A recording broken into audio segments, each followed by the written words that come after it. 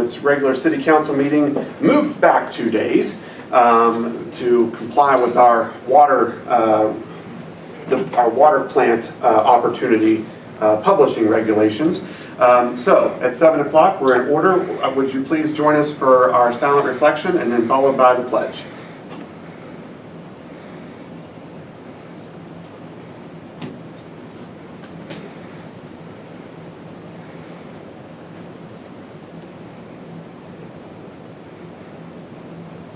Thank you very much.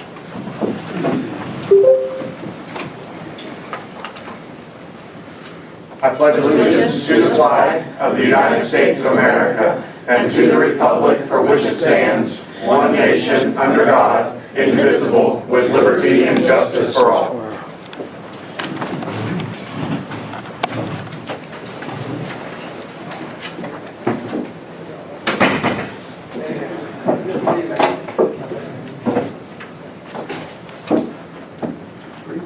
Okay. Again, welcome to our July 15th meeting. I draw your attention to line item number 4 on the agenda and ask that you consider approving the meeting minutes as presented. If there are no additions or corrections, I'd entertain a motion that we approve those. So moved. Motion by Scott. Is there a second? Second. Second by Rob. All those in favor signify by saying aye. Aye. Like sign opposed. Oh, sorry, Jack. Like all those opposed, like sign. Motion carries unanimously. Okay, we have a recognized guest before we get to the sign-in sheet. Lacey Ramsey, Executive Director of the Upshur County CVB, to provide us with her I'm unable to hear any audio. I'm not sure if I am supposed to. This is Tom Amon. Tom, Tom, you can't hear us? guess you can't answer that. Nope. Can somebody call Tom or ask him to sign back in again? That would be on his end. Jack Rigger, Tom, and Jack, can you hear us okay? I can hear you fine. Okay, that would be on Tom Amon's end then. Okay, sorry. Well, good evening. Thank you all for having me. You should have received my annual report. It's just a summary of some of the things that we've... Hey, Tom. Hey, Tom, how's it going? Good. some of the things that have happened in the last year since we've met. Okay, sorry. So we have the overview, just a quick synopsis of some of the things that we've done. As far as publications, we have submitted print ads twice with Blue Ridge Country Magazine. One, I believe the cover photo was one of Mayor Skinner's photos, and we had a full page ad in that as well. We've worked with West Virginia Executive Magazine to have Buckhannon highlighted with Discover West Virginia edition that comes out every winter. We've had ads placed in Canada Travel Magazine along with a billboard on their main highway there in Toronto. We're working on a 4-part edition ad with Highlands Magazines to highlight all 4 seasons of Upshur County. We've placed a few ads with Travel Taste and Tour Magazine, and we will have one coming up for a fall. They're doing a small town getaway fall edition, so we will be featured in that one when it comes out, and it'll run, I believe, September through November. We are about to close on the West Virginia Yard Sale initiative. The registration should have closed at 5 o'clock today, so we have that coming up in a few weeks. That's always a big draw. We get calls starting at the beginning of the year out of state for folks wanting to come in for that and plan their weekend getaway. We did a scavenger hunt with the elementary age students again, highlighting our local retail places to try to get folks in the community out during the holiday shopping season in hopes that they will shop small for the holidays. We worked on some co-op partnerships with the Mountain Lakes region, so that's about 5 or 6 counties in our area that we've worked through the state tourism department for the 75-25 match, highlighting our area. We've done a couple of those, and we've partnered with Garrison and Marion County independently for the Pepperoni Roll Trail. So when they were looking at places. It started up there, but the debate on is where's the best, and the donut spot typically hits the top of the list there. So they graciously invited us into the fold, so we are participating with those two counties on the battle. Which is with pepperoni. surprising because they really don't like it that they don't have the #1 pepperoni roll. I know. Well, okay, so they still think that they do have the best, but what they think versus what people say Exactly. is very different, and so they understood that. And it comes down to, are you a stick, a slice, a ground? That's kind of the big debate.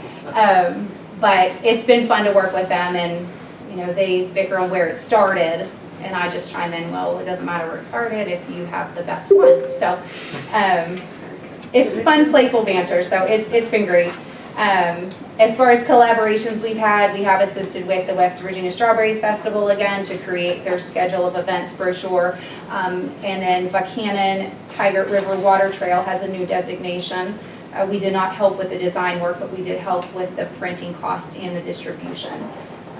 And then we also helped the Barbecue Bash with their schedule of event posters. Things that I've attended throughout the year, I participated in the Try This West Virginia conference that happened at Wesleyan just a few weeks back as a vendor, had a table set up both days, highlighting Upshur County with all of our brochures and literature there for the folks to take with them. And they came from all across the state for that event. Attend the annual governor's conference, the West Virginia Hospitality University. And then for continuing education, I did complete the tourism department has opened up the Tourism Works program initiative.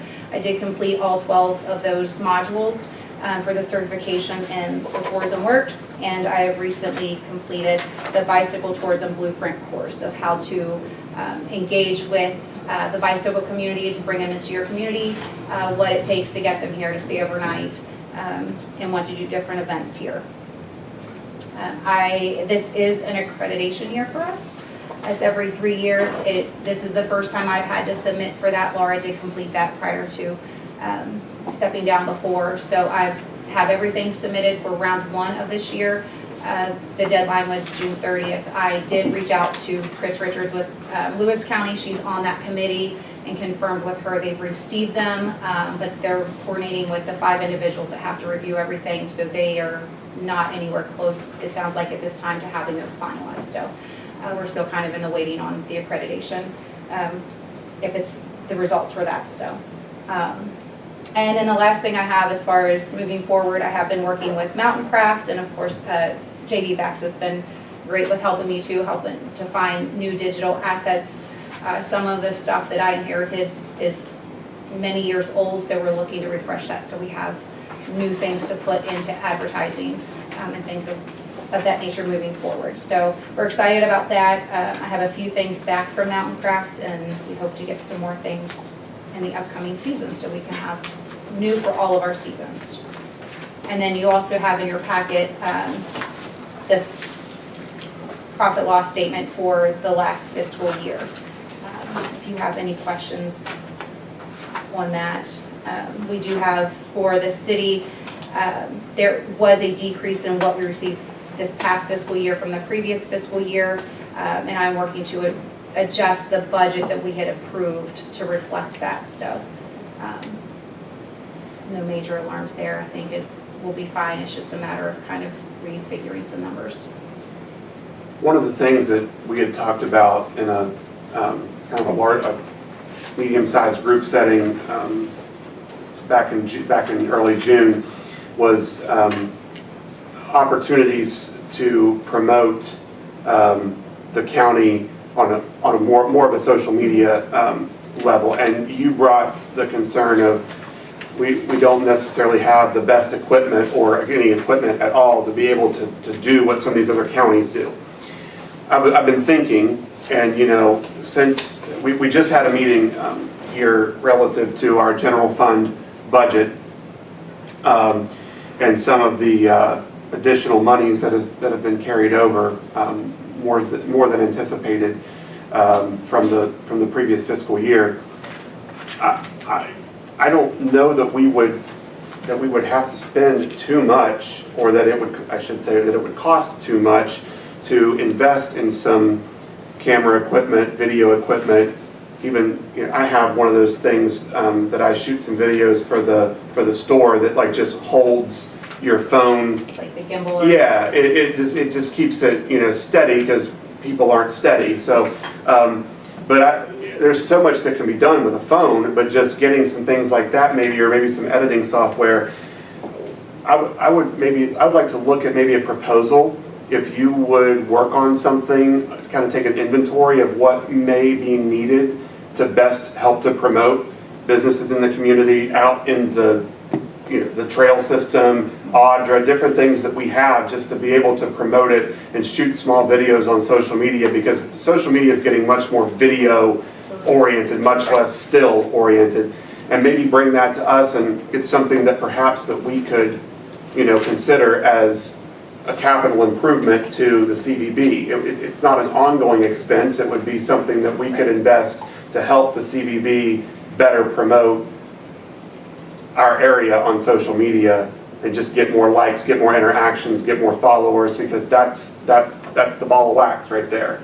Yeah, I agree. And the only other caveat to that I would say is just the time and the resources to be, not feel like it's a problem to not be in the office to go get those. So that's a lot of what it's been back and forth of, I don't want to not be where I'm supposed to be, and you can't be in two places at once. Mm-hmm. And I did, after that meeting, reached out to, because you had specifically mentioned Randolph County. Mm-hmm.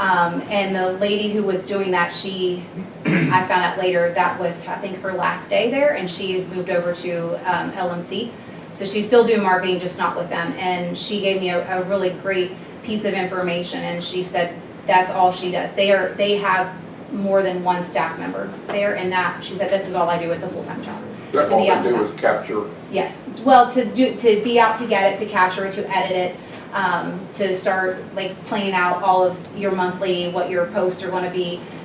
That's all that person did. And where's she possible collaboration? She's still in Randolph County, but she went to LMC, which is another agency that does a lot of marketing and digital work for. I've worked with LMC. They built our website. I've done a lot of work with them. I know Laura did a lot of work with them. So Where are they located? in Elkins. It's Lori Chenoweth. Lori Chenoweth. Oh, Yeah. okay.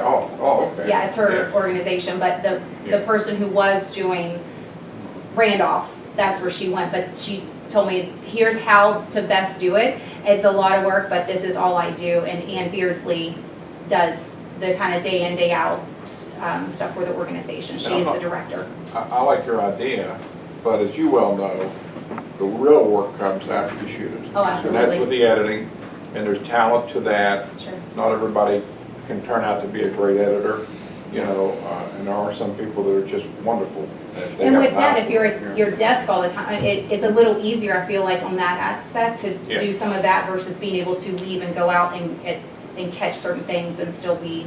The good news is, though, is the way we're set up, I mean, if it's coordinated properly, I mean, Tammy's there. You could go and do a shoot if you wanted to for, you know, a couple of hours, or you're there, Tammy needs to go out. And so, I mean, we are fortunate in having the Chamber and CVB together Very to flexible. share resources there. Yeah, I could see if we were a one-person CVB office and you being gone completely shuts the office down, and if somebody's visiting, they can't get in. But we are fortunate in having the two there together. So again, if it's coordinated properly, I think Right. we could get some content.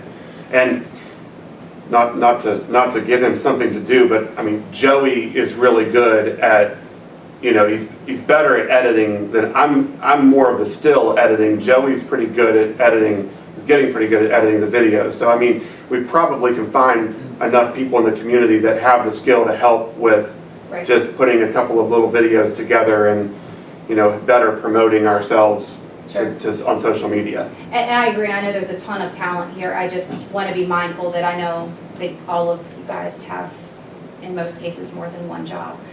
So to add another one and have an expectation, I don't necessarily want to, excuse me, a ton of mindful that I know you guys have is more to add, and I don't say that also,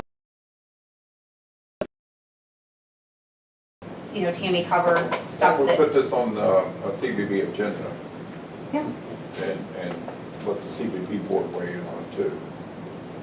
and maybe create a partnership with the city then. Yeah, Yeah.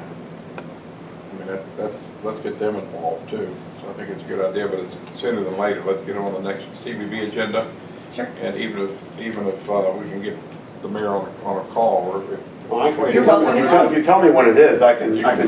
It's a week early next month, it's Yeah. on August 6th, because I have my first one's heading to Marshall, so the next week I have to get her moved in, so we ended on that. But I have talked with Jessica Benson at Wesleyan and John Waltz. I will be getting a new service scholar placement because my previous one had graduated. And when I spoke with her yesterday, I did specifically mention if, there's ones that are more marketing focused, or even if they're English major and they're really great with like writing blogs, anything of that nature. So they're going to look to help place some people. And I know John Waltz had said that they have some different options coming available with the college for capturing footage of different things, and that we could probably partner up. So I have a few things that are kind of, once the school season starts back up, that could be valuable to us. It's just they're not here right yet. Right. I don't know what that'll end up looking like, but I'm hoping to utilize those skills as well. And even if we can utilize service scholars and maybe even develop an internship opportunity with the Chamber CVB, with Wesleyan, we can shoot content all year round, but just save it for when we have the internship period for them to look at editing and putting it together. Because again, I agree with Randy. I mean, it is a skill that I'm a little intimidated by the video. I have no intimidation with images, but video, I'm not. I see things on TikTok and on Instagram, and I'm like, that's very well done, and I'm sure there's a program out there that does it very well, but I haven't learned that program or don't even know what it's called. So, Yeah. Well, the follow-up.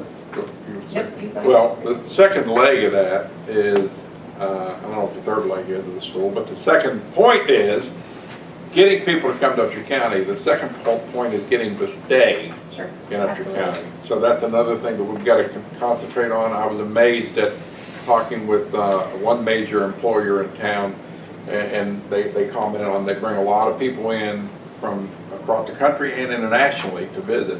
So I asked, where do they normally stay hotel-wise?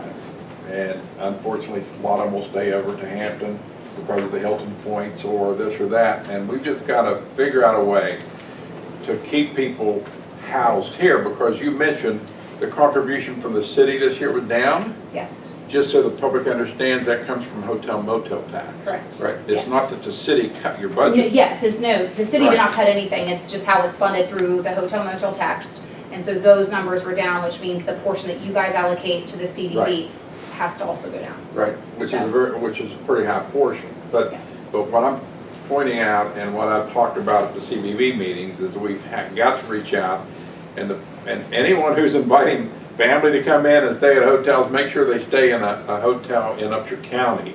Because, whether it's hotel motel tax from the city or from the county, if you bring a group of people in and they stay in another county, it's not helping our base here. Right. Because the heads and beds is what you keep hearing about that, because of that hotel motel tax. So we've just we gotta continue to remind people to house people in Upshur County. Right. And if they're looking specifically for points, I mean, our hands are tied if they're faithful to. Join Best Western But or we have, Wyndham or- yes, Yeah, so, I mean, but yeah, we can, and pitch it as hard as we can. Yeah. But you're right, we want to have them here, we want to have them stay here, we want to have events that help draw those folks in, so. It's yeah. good for the head count on Main Street, but if they're staying in another county, we're losing a bit. And Right. odds are they're going to those counties and eating dinner there, not here. So that's the trick. The trick, is to keep them here. Yeah. Yeah, I agree. Okay. Anything else for Lacey with the CBB? The board, I can say, we did a review recently, and Lacey, you got a great review. We appreciate the work you're putting in as the director. I know this was kind of a new challenge for you when you came on board, A little but bit. you're doing well. Thank you. Thank you, I appreciate you guys. Thank you. Thank you. Thank you. I do think it would be good, I think, to review if she puts together a proposal with equipment and stuff. Yeah, I do. I think that would be a good investment on our part to. Yeah. Okay.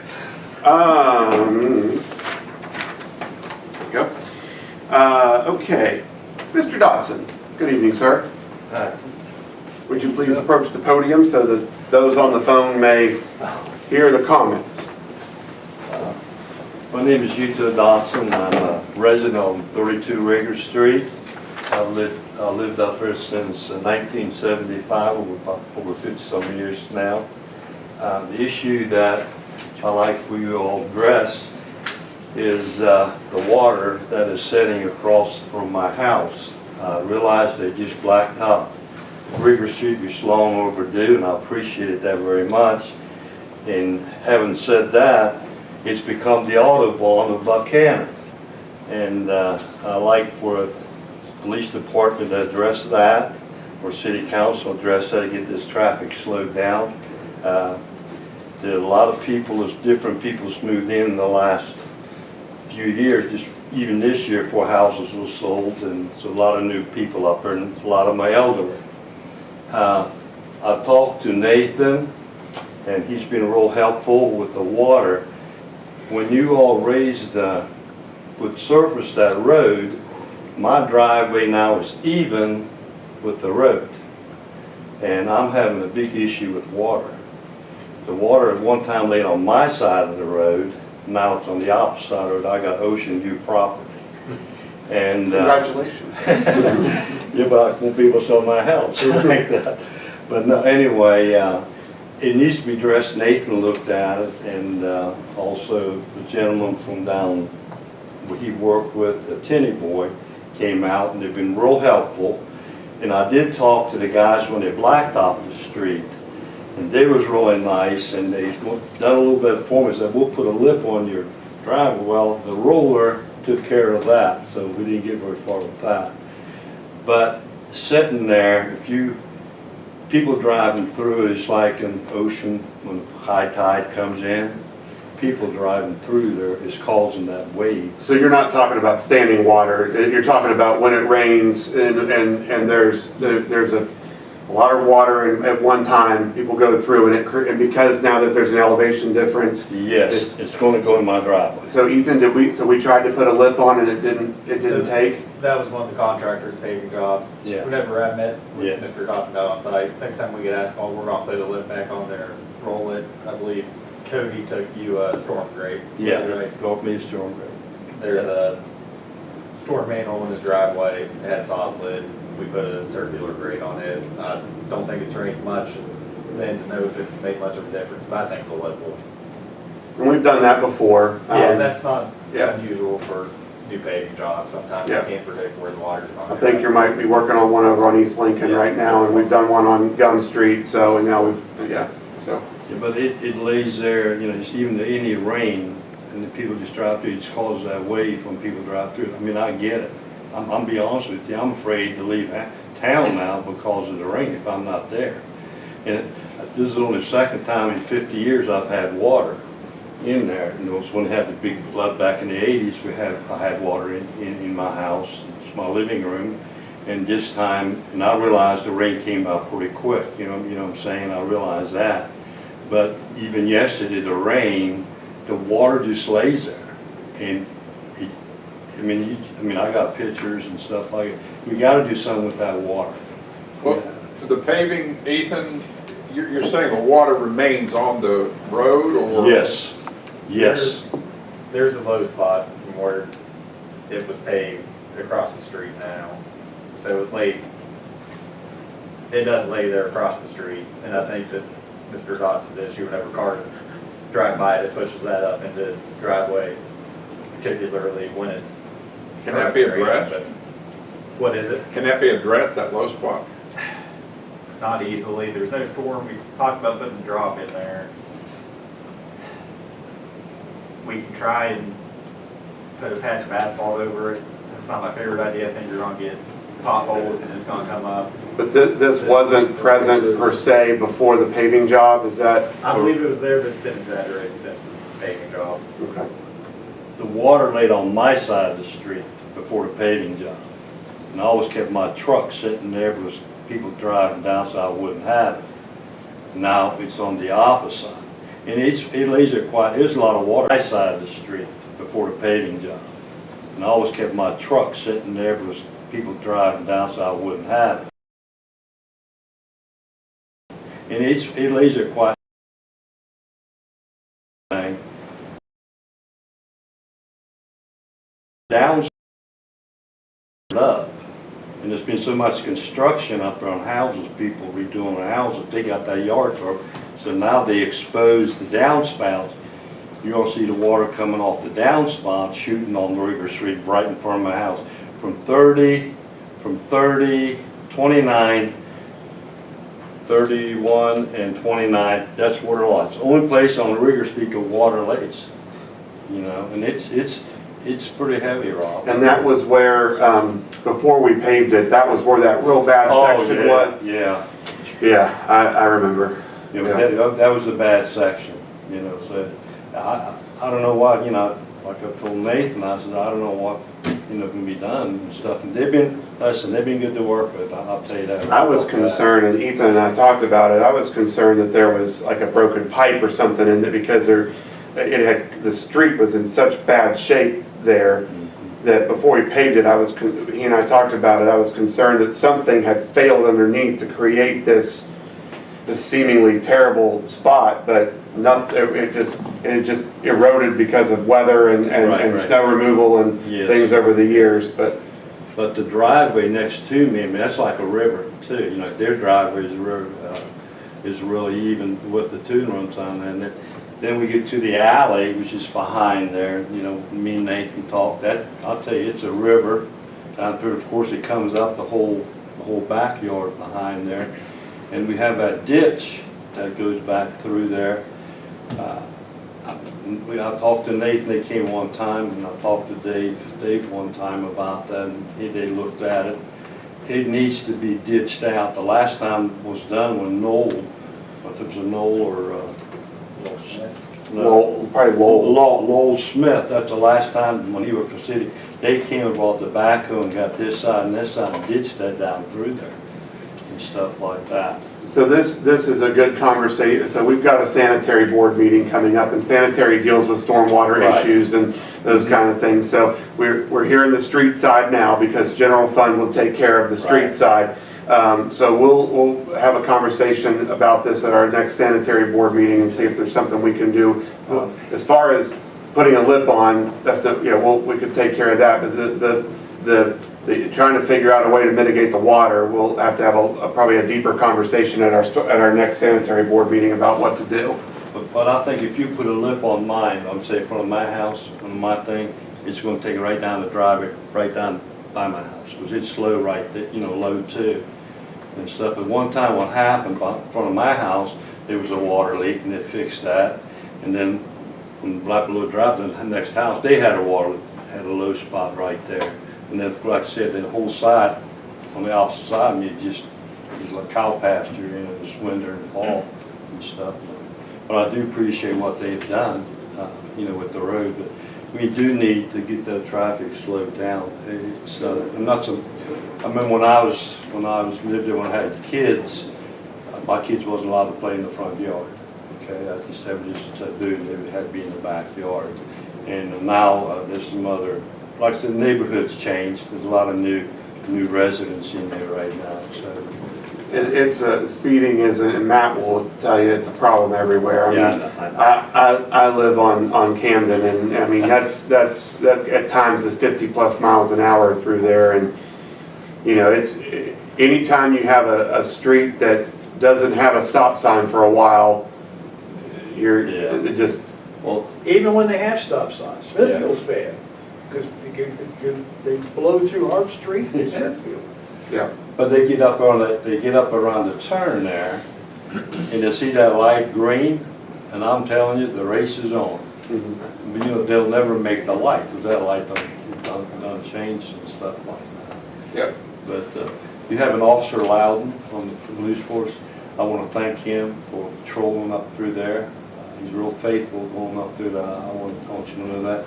And something else I want to be thankful for is the guys, when they clean up the streets up the Strawberry Festival, they do a wonderful job. They do. Cleaning up and Can't even tell it happened. yeah, and your garbage boys, they're good boys. And they come out through and I thought take care of them, some water, some Gatorade. And so they'd be really good, but he's been all good to work with, and so did Cody, Tenny, been real good to work with. But the water's gotta go. It just got to go. Yeah. And Do stuff. those drains or culverts or whatever up there be blocked and stuff? Well, he just, Oh, I know. there isn't the presence of them in where he's talking about. That's the issue. Oh, okay. Well, There is one above us coming off, what's that, Lincoln? Not, Lemon, huh? lemon. Lemon Street, and I tell you, that's steep, that needs to be raised, oh my gosh. And it's like that, that needs to be addressed too, a lot of people hitting that. There's one there, there's a real small one, about 3-4 houses down, but it doesn't circle with the driveway with the gravel. Comes there, and then you got where Junior McCord used to live, there's one there. And then there's one the opposite side too, right? Yeah.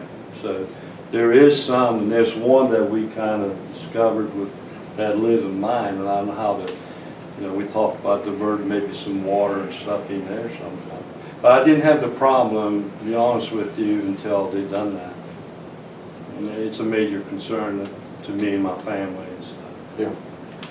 Well, we appreciate you coming, and I appreciate you. We'll figure out a solution, okay? Yeah, I appreciate you all listening to me. See how I'm feeling?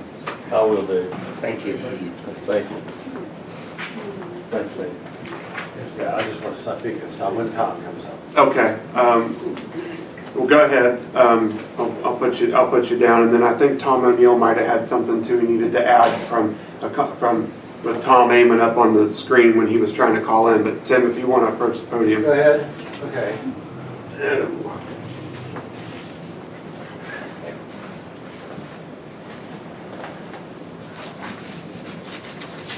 Here's some things, you can just pass those around. Let's just remind you of stuff. The only reason, I'm not here to take up very much time. That last meeting went a lot longer than it should have, but I watched from home. First of all, if you all didn't get to see Mom and Me and you didn't get tickets, you missed out on something. That is in the top, in my whole time in Buckhannon, you could say that's in the top 5 of anything I've ever seen or participated, but it's actually number 1. That is, if you didn't get tickets, it's too late. You messed up. Okay, now, the questions I have, the following issues have been brought up at prior council meetings, some even more than once, beginning several years ago. And one of them was progress of codification of the zoning ordinance. Those of us on the Zoning Board of Appeals, when we have to review that, some of that stuff is outdated. That was signed in 1988 by Pinky Boundstone, and the world has changed considerably since then, with cars and everything else. And during the Planning Commission, a couple of years ago, they brought up they wanted to recommend a formation of a committee to review the current zoning ordinances, and I've never heard anything about that. But I don't think that will ever work until we get the codification, because every time we make a little change to the zoning ordinance, it requires a whole new ordinance that becomes ordinance number 579 or whatever, just because of that. So the codification, I don't know if that costs money, and I didn't come to the meeting to talk about money, but if it does, you might think about some of that money to have the codification. It does, and we're prepared for it. Tom is working with a company that will do this for us. And I don't know that he hasn't received anything concrete back from them yet, but this would be on all of our every ordinance we have. Because you could just like a search like anything else on Google. You search for something in your ordinance and it's going to give you 5 results instead of reading the entire ordinance and looking for that one word somewhere. The council has agreed to, through motion and second and pass, to enter that process, and Mr. O'Neill's working with a company that will provide that to us. I've mentioned him before, but it's kind of really critical if we're going to update any ordinances. It's crazy to have a new ordinance for every little thing you want to change somewhere. Right. And another thing you all brought up in a few meetings past, I was always coming in on here for a while when the weather was bad, was the standing of vehicles on Smithfield Street to pick up students who want or choose not to ride the school bus. Now, the school year's getting ready to start again, and that is pathetic what goes on down that street, and I know it was brought up. Has anybody begun to deal with that? So a plan was provided to the school system by Chief Gregory and Lieutenant Loudon and Chief Kimball, myself, Jerry Arnold, and Ethan last fall as to how to mitigate the problem with traffic backing up on Smithfield. They were talking about in their facilities plan of reworking the grass area on the corner of Smithfield and Victoria Streets to create a loop system that would help. As you can see, it had, it looks the same as it did. I know it's not, I realize for the school system, they've got big fish to fry and they've got issues beyond issues to tackle. I mean, we know what we've been through the last couple of years with the state takeover, and it's a grind every day for the administration. But to my knowledge, nothing has been done on their end to try to create this better path, because until a better path exists, until that is created on their property, and I believe, correct me if I'm wrong, but we offered help with that as a strategic partnership with the school system, as they are an intergovernmental partner, you know, with the city of Buckhannon, as is the county commission. We offered to, if they would provide material, similar to a sidewalk project, if they would provide materials, we would provide labor in helping them get that project taken care of. And then the levy didn't pass, and if I had to guess, I don't know for sure, I don't want to be quoted, but I would say that project went to a back burner versus buying supplies for classrooms. Right. And so, nevertheless, if I lived on Smithfield Street, well, some of you do, that's got to be one of the most annoying things to happen every day from 2:30 to Well, here's the issue. It's not a project issue. It's that they told them to park on Smithfield Street and go all the way down to Kreitz Electric. That's the issue. It's got nothing to do with buildings. There was never a problem anywhere they parked before until they told them to park from the... So, If I lived there, I'd be furious. I mean, it'll come to us, I'll buy 1,000 cones and just line the street every day if I have to. That's what it's going to come to. But it is pretty nasty. And people sit there for an hour and a half with their engine running and Sleeping their air in the conditioner car. on and waiting to get forward. Anyhow, I know it was brought up here before, and that all these things were brought up that I just have been waiting to hear something about between the Man, I codification, just the thought committee, and You had Smithfield said that Street. they were going to do something about it, so we just all assumed that was going to be Well, I taken care mean, of on their end. and our thought and our conversation was if that loop part was created, it would alleviate, because the people would have somewhere to, because if school gets out at, 3:10, I don't know, used to, I mean, but 3 o'clock will say, yes, I've been up through there at 1:30 in the afternoon. You can sometimes barely get through the intersection of Hart and Smithfield because people are already parked there an hour and a half ahead of time waiting for school to get out, so that they've got that front row spot to get their kid What were they from doing school. before that? They rode the school bus. Well, Well, no, That- they that's, lined up on different streets. it was Elm Street, it was But it's Victoria becoming Street, a now it's luxury. Smithfield Street. So what's wrong with the one-way street next to the basketball court? Can they back up on that? Going back I think to it's a that? matter Which of, one-way street?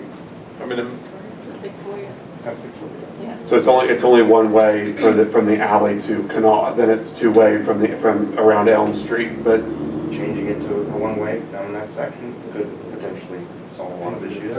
Plus, there's no houses on well, that side. I can tell you why, because it started to line up on Victoria Street, and the problem was, as Matt can attest, we're talking about when it lined up on Victoria, it backed up. it backed up onto Route 20. And so it created problems with the stoplight, and so, Yeah, it would basically shut Route 20 down from there before the traffic just... So in that property, can they create a big parking lot, and that's where they park waiting to pick their kids up?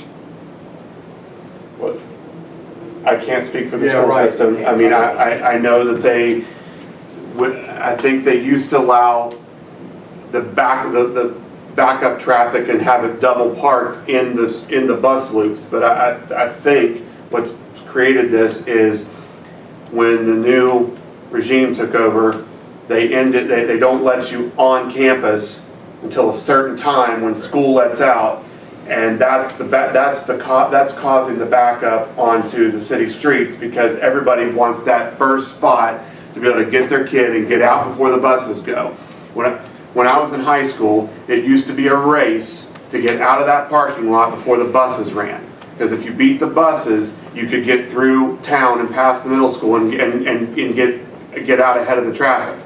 It's kind of the same thing. It's beating the buses and getting out of there, because once the buses swarm in, you're stuck. Wherever I So live, my question, wherever I live, all the way through. have you gone to the Board of Education meeting? No. I would advise you to do so and ask to be heard.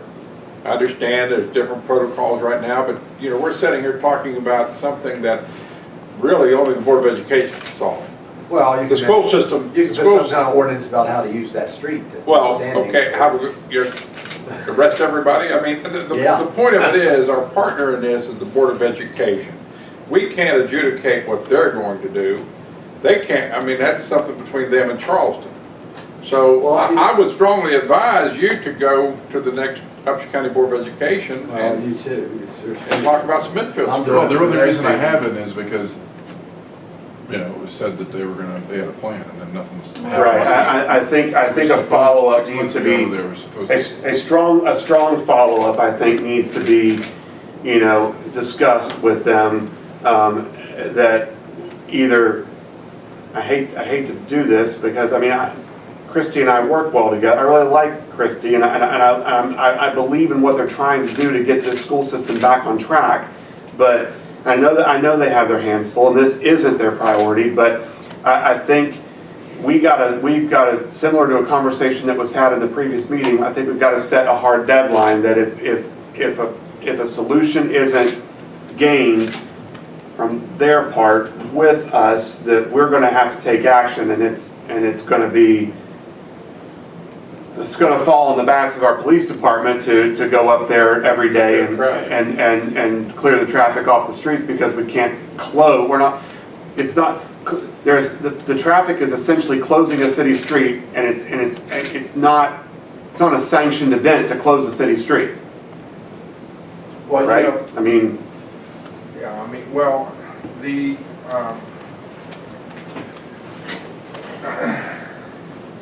traffic legally, other than, we have issues with, sometimes they'll block driveways. We do patrol that area, but for officer concerned with the intersections. But a lot of our observations have seen that the traffic's parked over at the side of the street, where otherwise there's cars to park. Before it shifted to Smithfield Street, when we were having the congestion issues on Victoria Street and all the way Route 20, we did try directing the traffic, and really all that created was they would literally just drive around. It wouldn't disperse them. They will not disperse. They are bound and determined to be there at that moment in time, and so even with us being there trying to direct traffic, they'll just drive around the neighborhoods. So, you know, we've identified that the problem is there's upwards of almost 200 cars trying to get to the same place at the same time, and they're in essence turning the city streets into a parking lot. And the solution is to find a parking area for them to get off of the city streets, to relieve the city streets from being a parking area and to park on private property, and in this case, the Board of Education property, where they can pick their child up and have arrangements to do that. There's areas around that I think this plan is identified at the school property, as well as the Board of Education property have developed, and really a lot of this area, there's a big open space at the corner of Victoria and Smithfield Street that if it was just some gravel put down, it would create 30 or 40 spaces. So it wouldn't really take a lot of development to begin finding a solution to this. It just takes just momentum on their part to. because the alley that comes out onto Smithfield Street that's in existence, but the board office is 102 Smithfield, the White House is 104 Smithfield, so there's an alley in between there. It lines up perfectly with the entrance and exit of what used to be the intermediate school. And I think the plan was to either to come in off Victoria and shoot through that alley and out on the Florida, or come in off Victoria, swing back behind the board office, go that way across Smith, that section of Smithfield would be blockaded with enforcement, but you would go straight through, pick up your student, and then you'd be out. And that was part of the plan, and then having an overflow area of parking in the grassy area that exists at the corner, so that they could easily funnel people in and relieve the streets. But, and their director of facilities was there, the superintendent was there, and I think maybe a board member was there, and everybody thought it was a great plan. Everybody was like, yeah, this works, we'll get right on it, and. Yeah, it was a viable solution, and again, it encompasses much of what we've discussed tonight to relieve the city streets. It just needs to be put in action. Yeah. That's the issue. So that's where we're at. Yeah. I will reach out to Christy Miller, and we will try to get something done with this, and just say that we can, as the school year approaches, we're already getting concerns about this from residents on Smithfield Street. What are we going to do? And see where we land. So, okay. Anything else, Tim? No, thank you. Tammy, you're up. You'll just pass them down through real quick. Yeah. So I was able to watch the video of the last chamber, or the last city council meeting, and it seemed like there were some questions regarding Leadership Upshur. Leadership Upshur started in 2022, and it was kind of a grassroots effort. The past UCDA director, Jennifer Boston, and a local business leader wanted to see the program happen, and they brought the idea to a group of local financial investor leaders. And that's how the program was started. It was never a chamber program. Leadership Upshur has never belonged to the chamber in the past. A couple months ago, I saw some concerns with the program and took it to that same group of leaders. And Robbie was a part of that meeting. And so this morning, we had a meeting and voted that the chamber and UCDA will now take over the program. So we are going to make some changes to the program, revamp it, which this will be its 4th year. We have 2 neighboring counties, Lewis and Randolph, who are also revamping their leadership programs this year. So it's kind of due for that, I think, and in line for it. I know that last meeting, you guys had received a request for funding, and it popped out of revenue review, and they denied it. I would like to ask you to, if you could, reconsider. We're going to, like I said, revamp this agenda. There's going to be a lot of new changes made. We're going to include a trip to the Capitol in Charleston and some different new ideas to this. We're also going to change the graduation. Graduation for Leadership Upshur will now be included as part of our chamber annual dinner. So a lot of new changes coming to the program. Brandon and I are already working very hard to update the agendas. This is the agenda that they used this year, but we're already working to make changes on that. We've got title sponsors already on board, County Commission, Community Care, and St. Joseph's Hospital, and we would love for the city to consider that also. Title sponsorship is $2,500 for Leadership Upshur. We're also working on increasing enrollment numbers for that program. Brandon and I have been calling local businesses and reaching out already to get additional participants in that program. Who qualifies to go into the program? Anybody can apply for the program. Usually they come from our local businesses, but we've had others that have attended the program. This past year we had a lady that attended, and she was retired from the state police, and she paid her own way and did very well and loved the program. So our hope is, we kind of base it off of Leadership West Virginia. I went through that program in 2016. I had a great experience. I still use the contacts and alumni that I met in that program. That program is very experience-based. That's what we want to move our Leadership Upshur program. Instead of just always sitting in a classroom, we want to move it to an experience-based program. But we would hope that maybe our Leadership Upshur participants will then move on and ask us to nominate them from Upshur County to go to Leadership West Virginia. What's the purpose? The If I purpose- enrolled in Leadership Upshur, if I became a student in Leadership Upshur, what am I going to gain from that? Several things. Number one, to learn more about this area. You may be working here or you may be living here, but not necessarily both.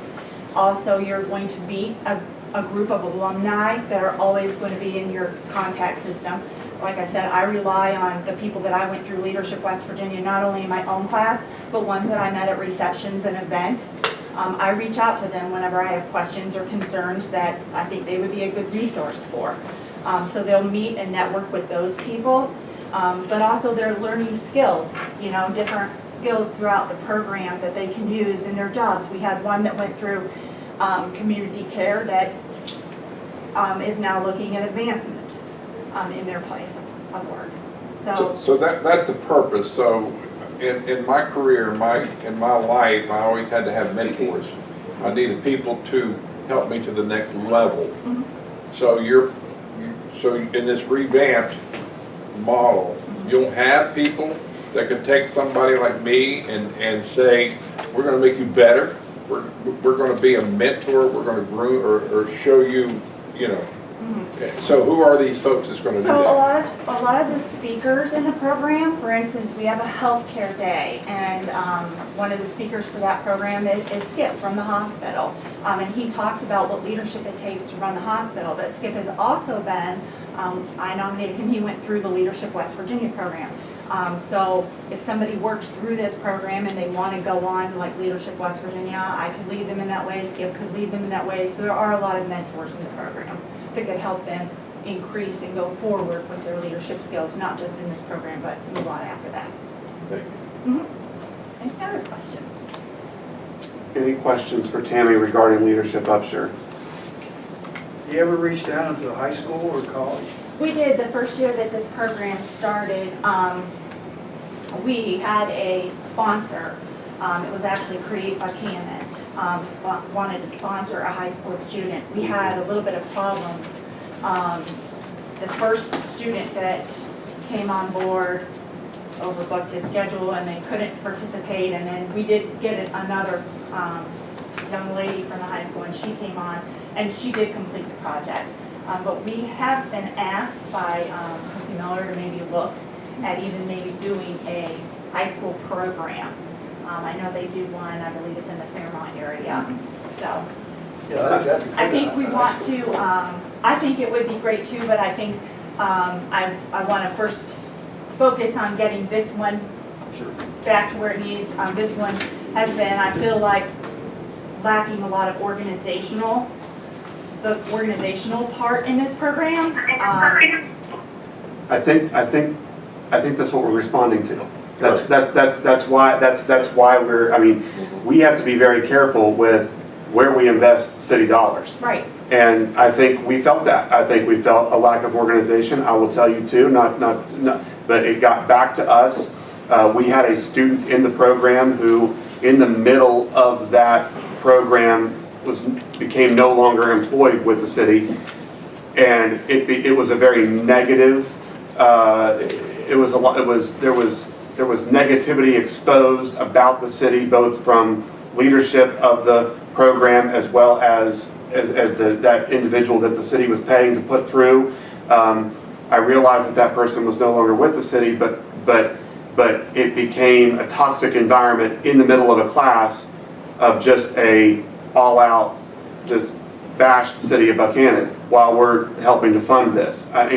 So that coupled with, we just had a conversation at a previous meeting about accountability and transparency and receiving reports about where our investment dollars are going, how are they being spent, what is the city gaining from this, what is the community gaining from this when we invest our dollars someplace, and we weren't really receiving that from Leadership Upshur. So I think the response of us not feeling real warm and fuzzy about funding it again comes from those issues. I'm encouraged that there's changes being made. I agree with what you're saying, that the changes you're talking about are necessary. So it makes me feel better, because I was worried about the program completely falling apart. I didn't see it heading on a great trajectory in the direction it was going. So I'm more encouraged. I would be happy to recommend back to a Revenue and Expense Review Committee that we re-review the application that was made. Perhaps maybe we could share that application with you, and if there are any tweaks that need to be the application that was made, perhaps maybe we could share that application with you, and if there's any to be made. What's application? Yeah, I mean, Robin? maybe we could provide her though with at least what was, so that she knows what was provided to us. Yeah, Jack. Jack, Robin?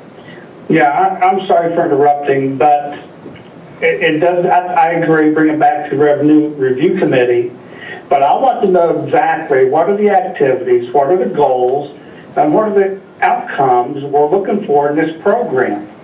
I'm not interested in a feel-good program. I'm interested in programs that are meaningful and have some teeth to them and can move individuals or the city forward. What's the benefit to the city? What's the benefit to the county? And I'd like to see some things in writing that we can anticipate. I'm somewhat tainted from the previous experience. So Jack, what you don't have in front of you, what Tammy just handed out, is a printed off PowerPoint, but I believe this is... That's a schedule of events from the previous previous year. year. Yes, So- we just got this, the chamber just got this morning at 9 a.m. Okay. So you have some time to prepare. Yeah, we just got this morning. I called an emergency executive board meeting with the chamber board last Wednesday after the regular meeting. The chamber executive board will be the acting executive board for this program until we can get our feet steady and know where we're moving forward to. And then we'll look at individuals that we think would be best suited for this program. But as of right now, it will be the executive board, the chamber executive board that will sit in charge. So you have homework to do as well. Yes. Right. Well, I think the goal would be to do it again. Yeah, well, we don't want to see the program end. Like I said, we have a lot of our counties in the state are hosting leadership programs. We think it's important. Like I said a couple of months ago, I saw problems with the program. That's why I brought it to the group of leaders. It's never had a board. It's kind of always just been a grassroots program where people met around a table. That works in some cases. We see Great Buckhannon successful with that. With this program, it needs more organization. It did not work. So at that point, Robbie, we are taking over. didn't you go to that program one time? No, I have been nominated for Leadership West Virginia multiple times, but so they choose Thursdays and Fridays as their time to meet, and we have city council, and so I can't do that. So, okay, well, we will provide you with the application that was presented. If you want to maybe rework it or just make some tweaks or just present something back so that we can call the meeting together and reconsider this. I mean, the committee's going to have to decide, and then it'll refer it back to city council as a yay or nay. So I can't make any promises, and neither can anyone here, but we will. The promise I can make to you is that we will reconsider an application for a leadership upshirt. Okay, thank you. Thank you for the information. Thank you, Jan. Okay, anybody else wish to address city council? Motion to close public comment. All right, is there, we have a motion by Mr. Sanders to close public comment. We have a second by Mr. Randall. All those in favor signify by saying aye. Aye. Aye.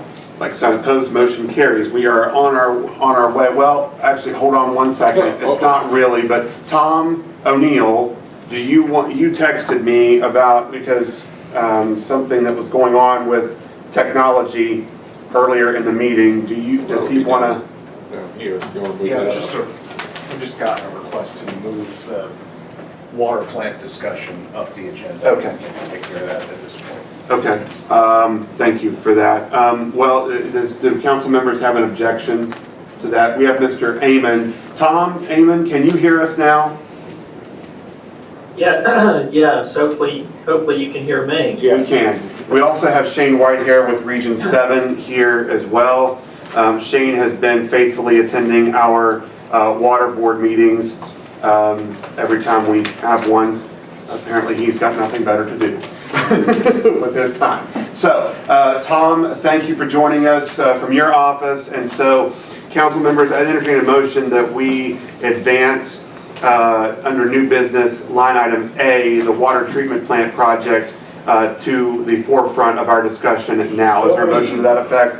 Mr. Thomas has motioned. Is there a second? Second. Second by Pam Bucklew. All those in favor signify by saying aye. Aye.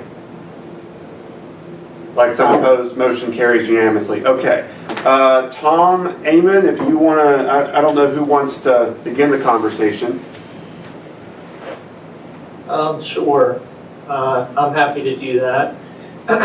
So I know the city and the water board has had a number of conversations regarding the new wastewater treatment plant project. I guess I'm going to just try to address the financing component that's in front of the city right now. And so the city is wanting to undertake what I would call sort of bridge financing or short-term financing for the pre-construction costs associated with the project.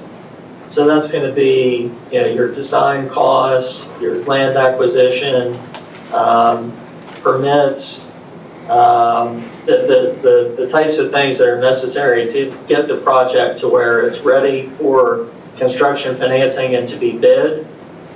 And so really, we've talked about different ways to approach this.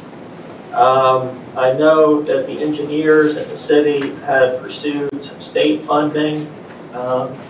At sometimes in the past, there are programs at the state level that could be utilized for pre-construction financing, but that money is really not readily available right now. So we're really looking at approaching a bank or banks with an RFP process, request for proposal process, where those banks could submit proposed terms to purchase a bond anticipation note from the city. And that note would be structured in such a way as to pay periodic interest, the accrued interest on the note. And then the principal and any unpaid accrued interest would then be repaid at such time as the permanent financing closes. And so the city and the team is working on, including Shane and others, applying for various loans and grants for the project. And so that those will take time to run their course and get commitments for those. And while that's been done, the design work can proceed and have funding in place for that. And then once all the various funding sources are committed and the design work is complete and the project is bid out and you know the costs, then you can close on your permanent funding, both grants and loans, and a portion of the proceeds of that would pay off the bond anticipation note. So what, by way of official action, what council has in front of it this evening is a note ordinance.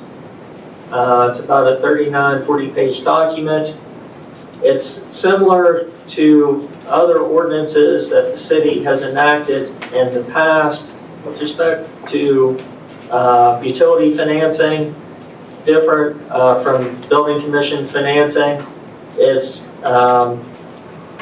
you're going to use your water revenues of the system to pay the accrued interest. There will be potentially rate increases that the city will look at. There's funds on hand to carry the interest for a while, and eventually, once the rate increase kicks in, then the phase one of the rate increase would then carry the interest accrual forward to closing from there. But that the rate process is separate and apart from this and will come after this financing, at least is substantially advanced. And so it's payable from that source. It talks about the project, what the project is. And in this case, it's just the pre-construction activities involving engineering, design, permitting, land acquisition. It talks about repayment from those revenues of the system and the accounts that the city would set up with the municipal bond commission, revenues of the system, set up with the municipal bond commission to pay the interest while the loan is outstanding. It talks about how it's integrated with your outstanding water revenue bonds. It would not be parity debt. It's payable from surplus revenues. So in that way, you're not having to get parity consents from your existing lenders, which simplifies things. So that's the basics of what the note ordinance does, and also kind of an overview of the what the bond anticipation note would be for. So I'm happy to try to address any questions that anyone might have with respect to that. So Tom, I think for the nuts and bolts question tonight is we do, as far as our motions and our seconds and hopeful council passages tonight, should it read exactly how it is listed in the agenda? Is that, do you have a copy of our agenda in front of you? Typically, I would read it by title, which I'm happy to do. Whatever your pleasure is. It could be done either way, but typically I would read the ordinance by title. But I think the mayor's asking for our minutes. Should the motion be worded like the agenda item? Motion to accept recommendation from Water Board for resolution 20 da-da-da. Mr. O'Neill has Yes. signaled that yes, that is, Yes, okay. Thank Okay. you. To Mr. Amon's point, he is referencing, I believe, ordinance 474. Is that, I think that's, so, Oh, that's two. yeah. Okay. And at that point, Tom, if you want to read that by caption, I think that would be appropriate. That's what we typically do with Mr. O'Neill. His presentation to us is reading the ordinance by caption. And I can do that if you'd like. Yeah, I was happy to do that. Okay. All right. So backing up just 1 second, does anyone have any questions for Mr. Amon this evening based on his report? Okay.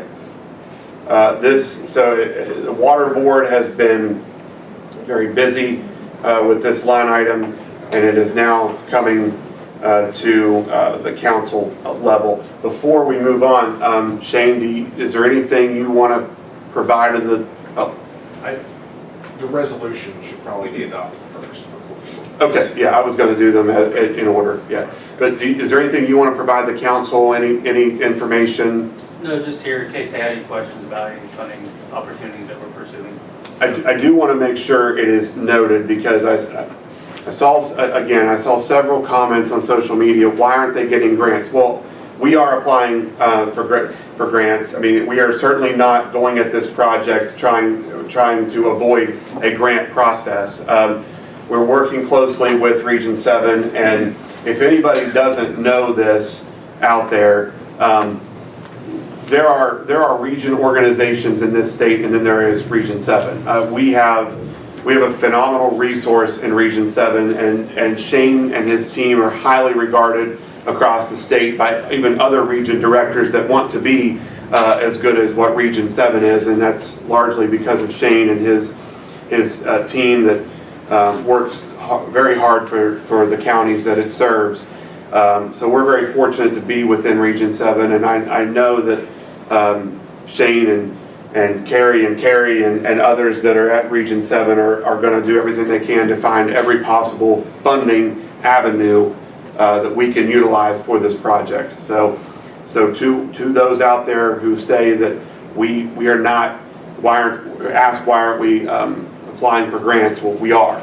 That anticipated bill increase is with grant opportunities already, thought of in that process. So if we didn't look for grant opportunities, we would be looking at a much higher increase because the water subscribers, customers would bear more of the burden. So, And we have said that in council meetings. well, we need to make sure that it keeps being said so that hopefully that can shake out some misinformation out there. Okay. All right. So if no one has any objection, we will go to this. We'll go to under new business, and I would ask you to adopt the Water Board Recommendation Resolution 2025-03, which would approve proceeding with the design and pre-construction activities for the water treatment plant improvements, as well as replacement of water lines and financing by the city pursuant to a bond anticipation note that would be enacted by the city of official actions and authorizations, the bond anticipation note, and any related water rates necessary in connection with the project. Is there a motion to adopt that resolution? So moved. Second. A motion by Mr. Sanders, a second by Mr. Thomas. This is a resolution. Do we need a roll call vote on that? I do believe we do.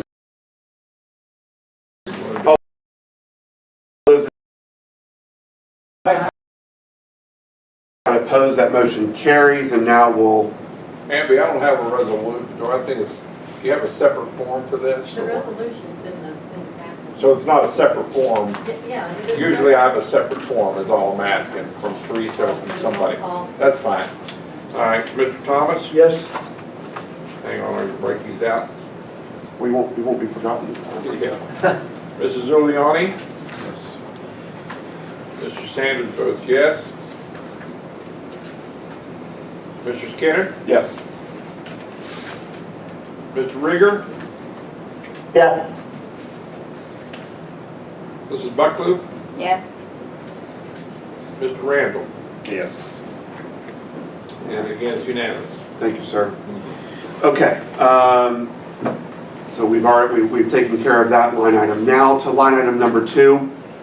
This would be to consider for adoption on first reading a note authorization ordinance, which would be number 474, of which the city authorizes the issuance by the city of its outstanding water revenue bond anticipation note, series 2025, which is tax exempt, in an amount to not exceed $6 million for the purpose of financing design, property acquisition, and pre-construction activities relating to the future improvements toward the waterworks system of the city, as well as cost of issuance of such note as it relates to the costs. So you read it, okay. I guess I did. I read the agenda. Okay. Read the agenda. Tom, is there anything else that you want to add to this ordinance? Any highlights, any points in addition to your report? I don't think so. I think we've captured the essence. Okay. All right. Is there a motion to adopt on first reading ordinance 474? So moved. Motion by Mr. Thomas. Is there a second? Second. Second by Mr. Zuliani. All those in favor, please signify by saying aye. Aye. Aye. Like sign opposed. That motion carries. All right. Just need a roll call too, right?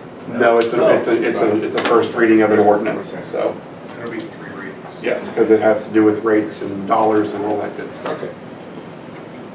All right, Tom, anything else? Thank you. Once you guys pass this, or if it's passed on second reading, we would then handle the legal ad that would be necessary for the public hearing to consider the ordinance on third and final reading following the public hearing. So we'll take care of that legal ad. Okay. Thank you. All right, thank you for being here with us tonight. Thank you. And Shane, thank you for being here with us tonight. Thank you, Tom. Thanks, Shane. Thanks, guys. Have a good evening. You guys too. Shane gets to leave, and we would all like to go with him. But okay. While we're on new business, just so you know, I'm not ready with my appointments. I've been inundated with things, and I've been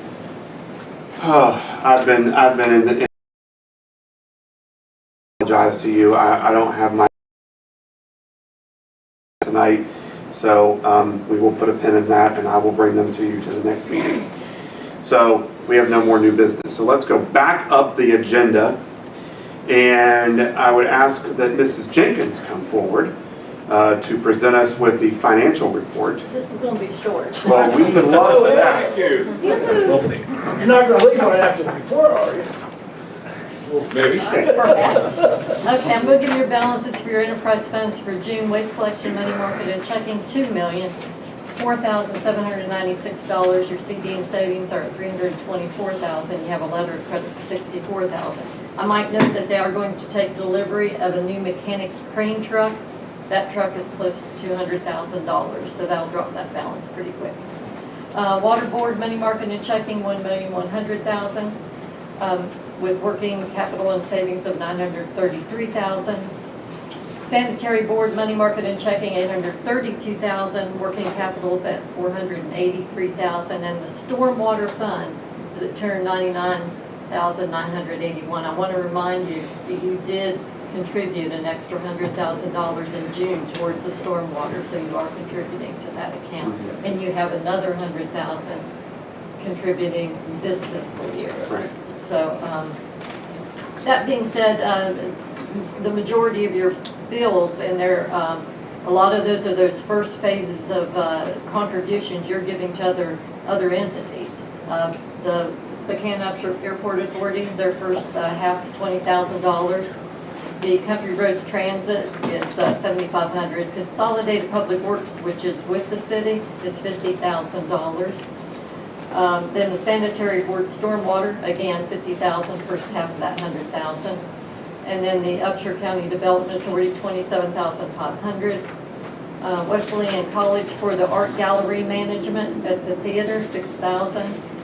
And then the others are just normal bills that we have. We did have $61,000 contributed to the health savings accounts for the employees in the general fund. And that was expensed in July. And that's all I had. Thanks, David.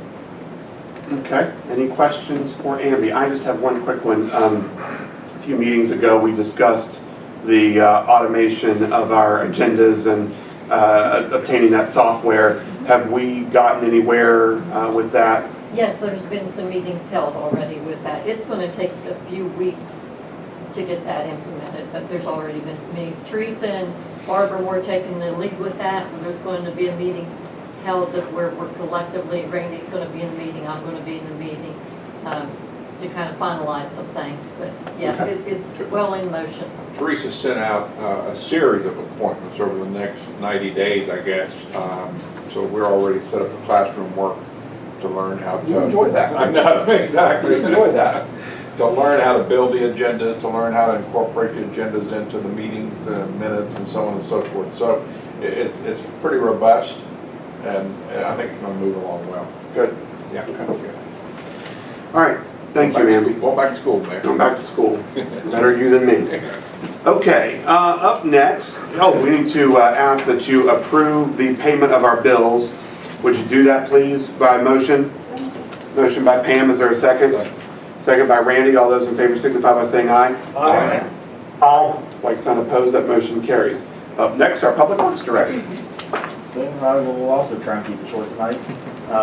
Street department, as the Mayor mentioned earlier, we're finishing up some of the sidewalks on Buckhannon Street and continuing to move on Island Avenue. We're past at Colorado Avenue today, so getting closer to the end of that project. And we've had several trees fall around town and river walks that we've been working to clean up. Waste department, they have a few advertisements out. As Amy mentioned, they already accepted a bid for a new crane truck, and it should be here within the next couple of weeks. The sewer department working on a pretty major upgrade along Chestnut Street and a minor upgrade on College Avenue in between Tucker Street.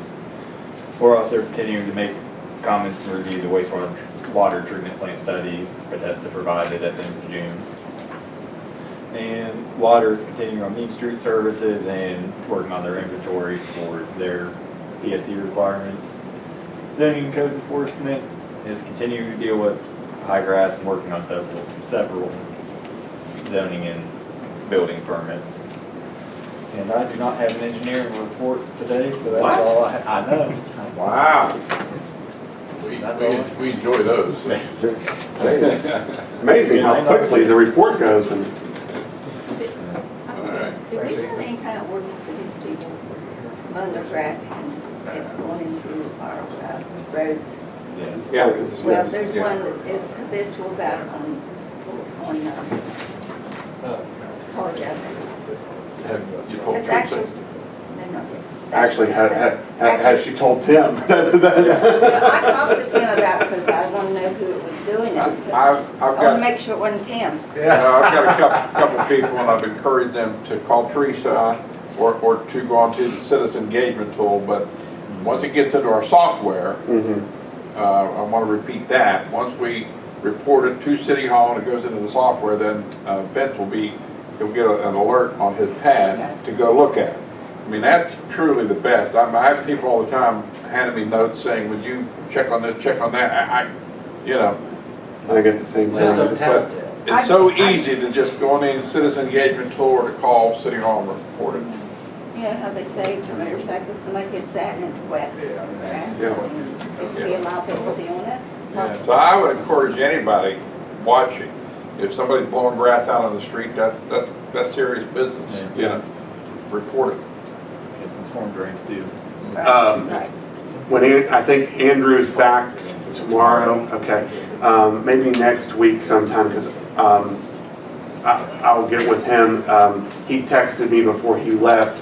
You've got more street sign posts, and I told him I know where they go. There's some places that have never had street signs, as far as I've got sign faces for. So I'm going to ride around with him, and we'll stake them out where they need to go. Yeah. Since you're mentioning that, somebody brought it to my attention, and I agree with them. Some of our stop signs have like red poles, Yes. and some don't. And they said the ones with the red work so much better for people driving at night. We have that Well, red. I'll tell you this though, the ones that are going on the new street signs, those are round, and so it's much more difficult to put red on them. You know, those old-fashioned poles, you can better attach them, but we are taking sign pollution out and putting, street sign, stop sign, and those poles are round, so it is more difficult to put reflective gear on them. And something else we've been doing is we've been updating some of the old faded stop signs. I think that's gonna help it make it more reflective. And I haven't checked, have we done anything about the trees that's blocking the stop signs at Kingman Avenue? We're going to swap. Ethan and I talked about it, yeah. Okay. Swap some things around and I see went if that helps driving with around visibility. myself and I can see what trees are Yeah, blocking. that's Oh, on the. here's the solution, so everybody knows. The stop sign on the right is tall. The stop sign, the stop sign on the left is tall. The stop sign on the right is short. We're gonna flip them because the stop sign on the left is, if you put the stop sign on the right, if you put it on the left, it will go right under that tree. It'll be very easily You can seen. make it. If you, have to shorten it. well, I think it's just easier because you've already got all the equipment on it Yeah, just that's to yeah. switch it. So the right's going to the left's going to the right. So the one on, as you're coming up Camden, it's on the right, is going to be taller Yeah, instead of the left one. and I think that'll help Okay. those issues. Yeah. Ethan and I went riding around, so. Yeah.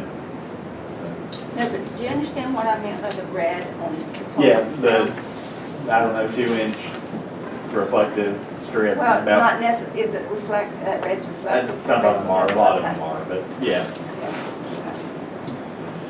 Anything else for street, or for Public Works? The only other thing I have is the paving services that we tabled at the last meeting in June. Yeah, that's right. Right. Right. You have a recommendation for us? Yes, I do. So at the June meeting, there were some questions about West Virginia paving, who was a little better as far as what the references said and what their availability would be if we said, hey, we got some streets we need paved. I called their references, they all had good reviews, I didn't have any complaints about them. They said if we give them a month and a half, they could probably be here about any time to pave streets, which is reasonable for a paving contractor. So after talking to them, I think I would feel comfortable recommending West Virginia paving. Okay. After talking to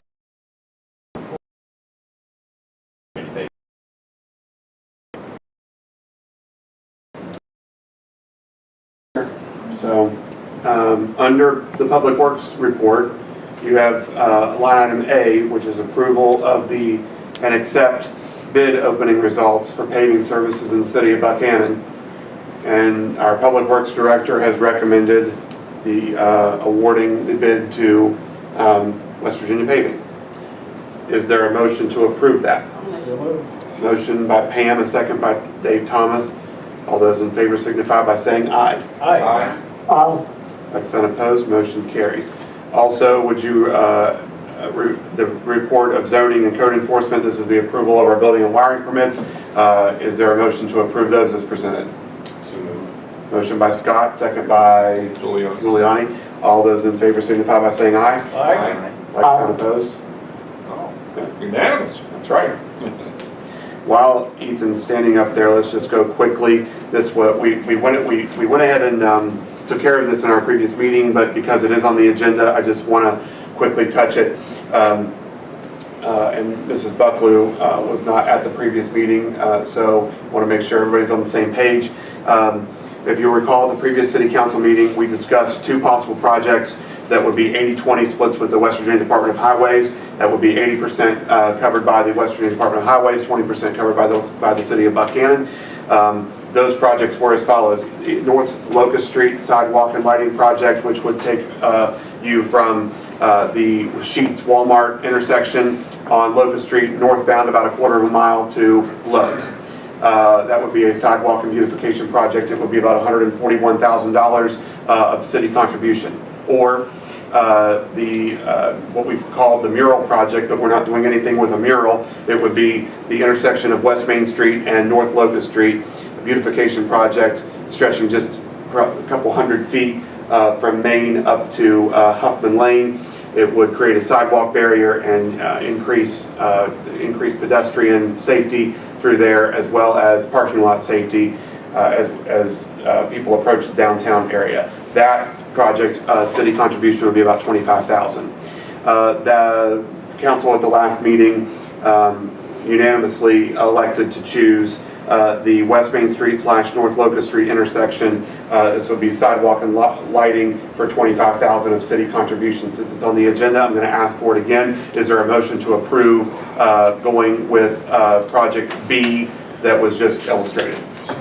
Motion by Mr. Giuliani. Is there a second?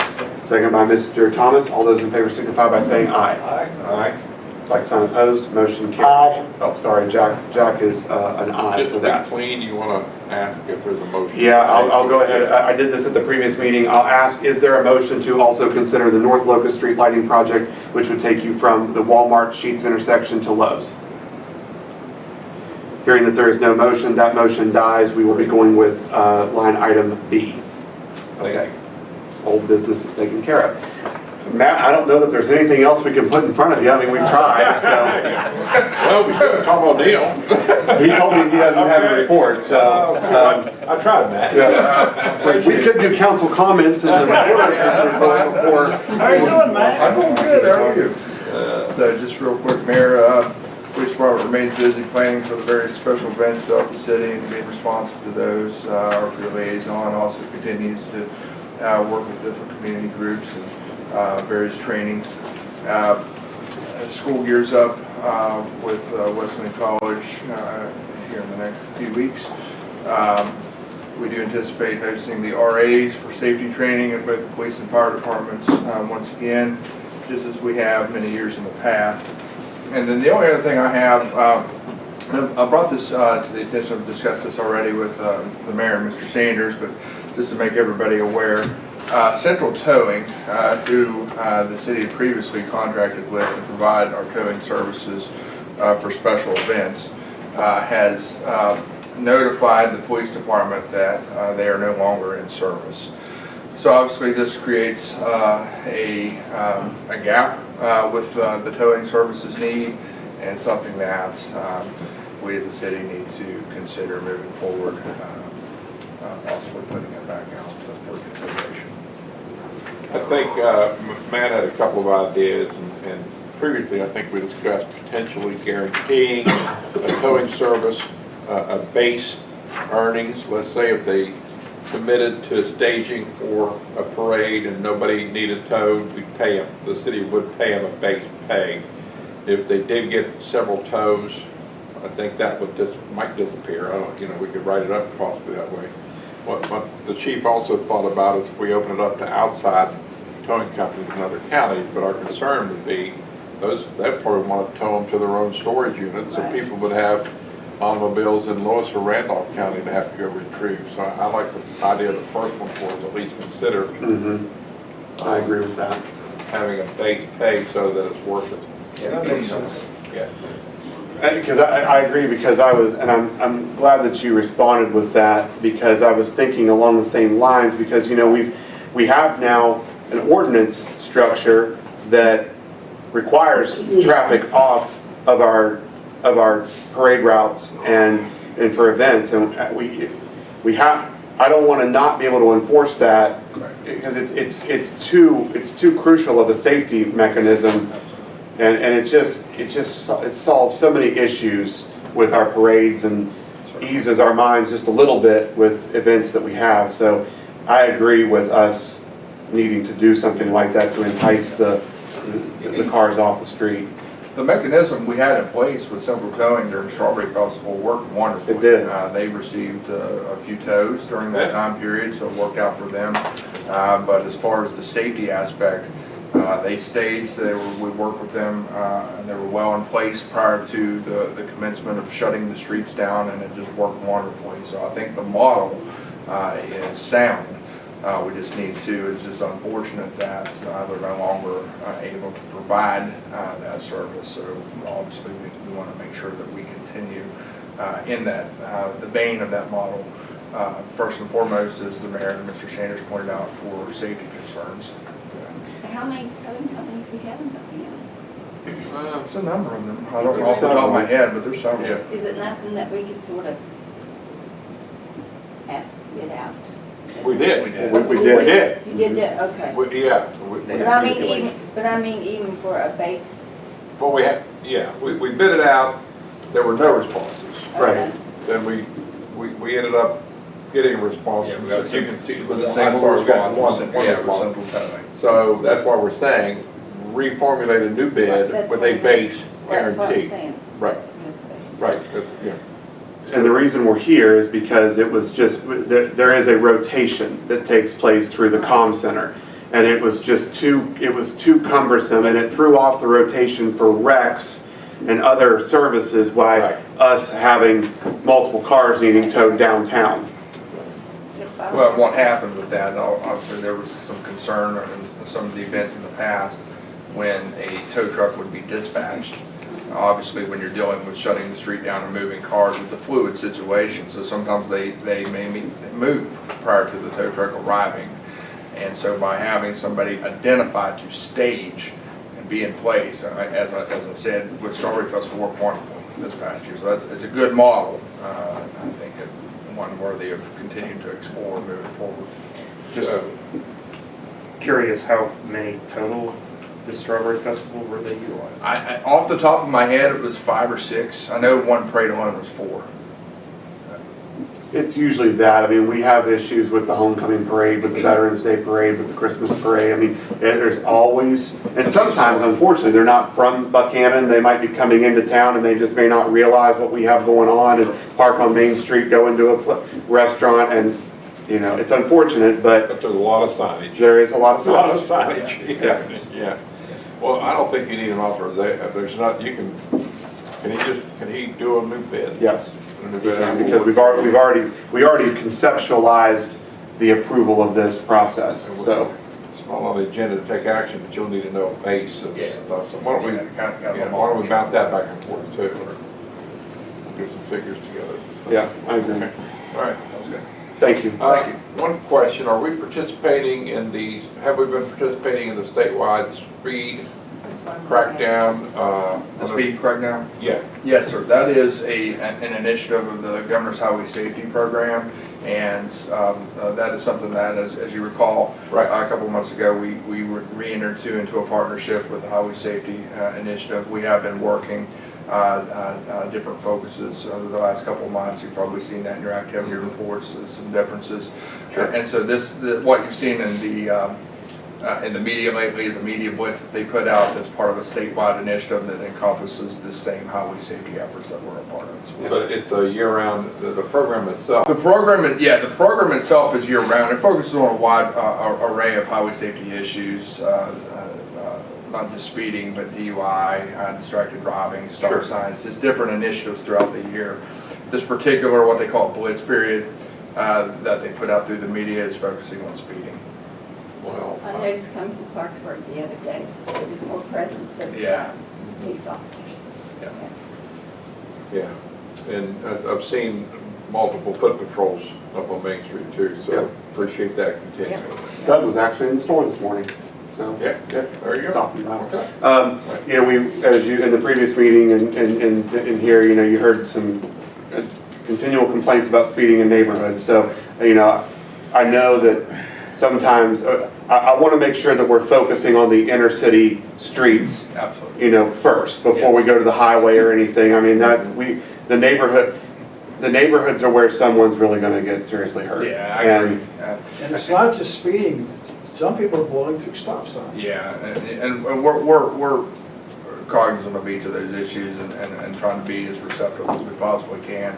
That's one of the reasons in the stats why I itemize them the way they do, so you'll see exactly where the citations are being written, not just how many of each, but there's also a breakdown in the report that shows exactly where. So the vast majority of the citations being written are on the city streets because of those concerns, Mayor. Yeah, okay. Sounds good. There's small children on Smithfield where they're blowing. Thanks, Chief. Thank you. Thank you. Okay, we are down to council members' remarks and announcements, and so we will begin over here with Scott. Nothing much tonight. I did just want to double back and give my focus on infrastructure importance. We discussed possibilities to use this surplus of funds. Just wanted to highlight the fact that our infrastructure, mainly concerning stormwater, our water situation, and of course our paving, are paramount to myself. Wanted to thank Ethan as well for giving some very clear and concise answers to some complex questions earlier today. He had an answer for everything that was proposed. I think it's also worth noting that there's cheaper options being looked at for some of these projects, as well as not only the savings that has been obtained in the stormwater account, grants being pursued to handle some of that cost as well. Thank you. That's it for me. Thanks, Scott. Pam? I meant to bring it up too. Is there any more movement on the state road doing the 3-lane out by the courthouse? So, from what I understand, there have been some holdups with the State Historic Preservation Office relative to the church. Is that The jailhouse. the jailhouse? Yeah, because there's a pinch point right there, and widening it gets those structures are on the historic landmarks. So there's been some holdup there, but it is still planned.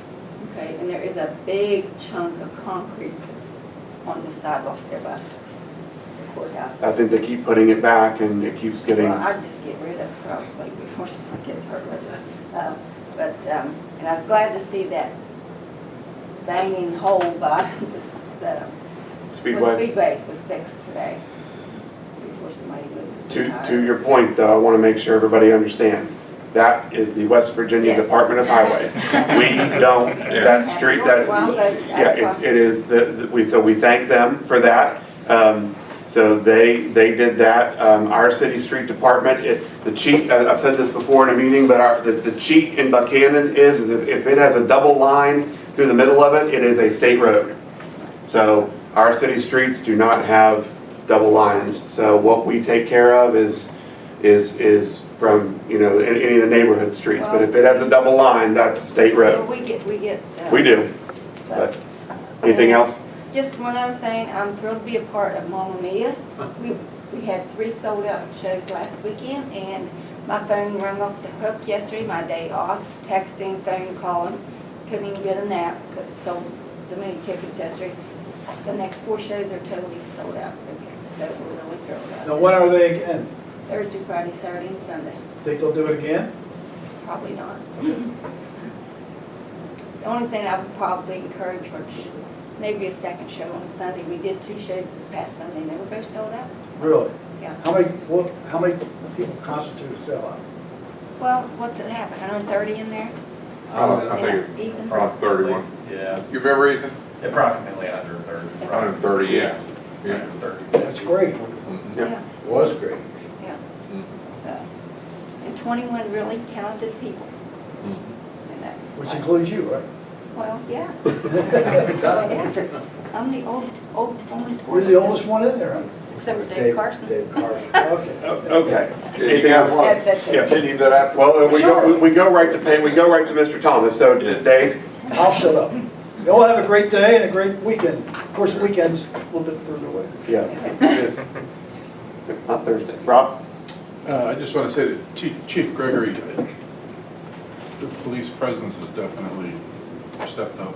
I would say almost every other time I leave my house on Smithfield, I run into a cruiser going on one of the side streets up and down. I know it's difficult, there's a lot of roads, but everyone's speeding, the going through stop signs is definitely, it's rampant everywhere. But I think if you're just vigilant about that, eventually, or every once in a while, it'll get the word out. But I just noticed, I meant to make a mental note, a lot of mornings and evenings when I leave or come home, that I always run into a cruiser somewhere on patrol.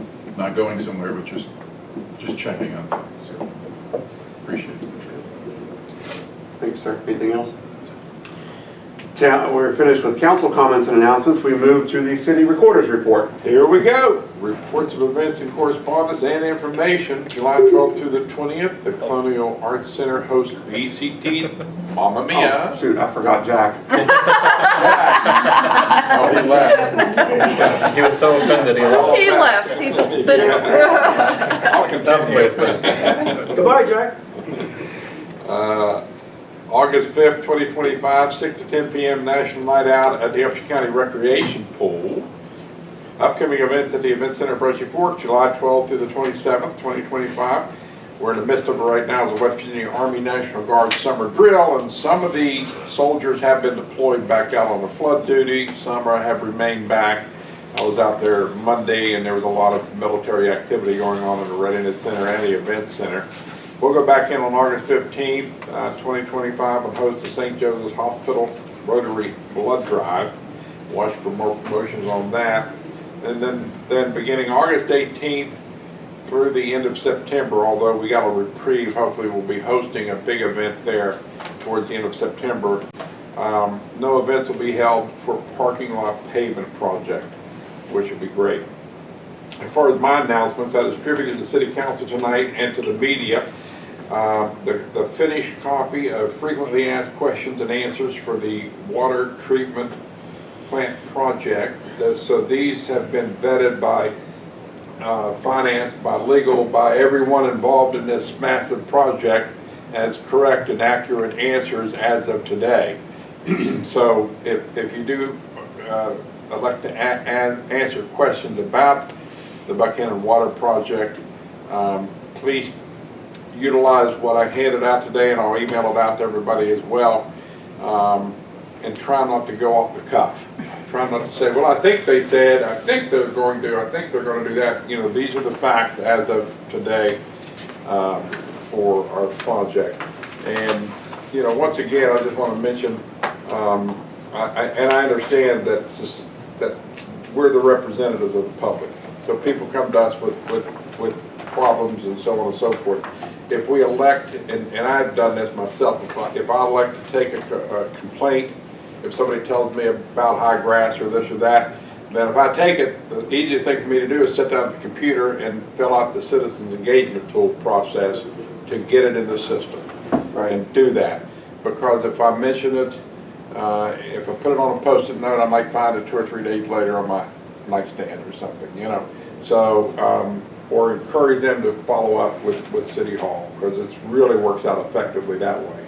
So if we all kind of practice that, we'll kind of change the habits of folks there. That's it. Thank you very much. Did we get Jack back? He texted, I said, I'm sorry, Jack. I said, you want to call me and let him put your comments up? And he said, no comments tonight. So, okay. So he was just ready to leave. Well, we just lost Tom O'Neill, so I guess it's not. Taking his toys and gone home. Okay. I don't think I have anything more to add. I appreciate everybody this evening. Rodney, thank you for being here and putting us live on Channel 3. So at 8:47, what's up? That is live? Yeah, it is live tonight. So at 8:47, I would entertain a motion that we adjourn. So moved. All right, thank you.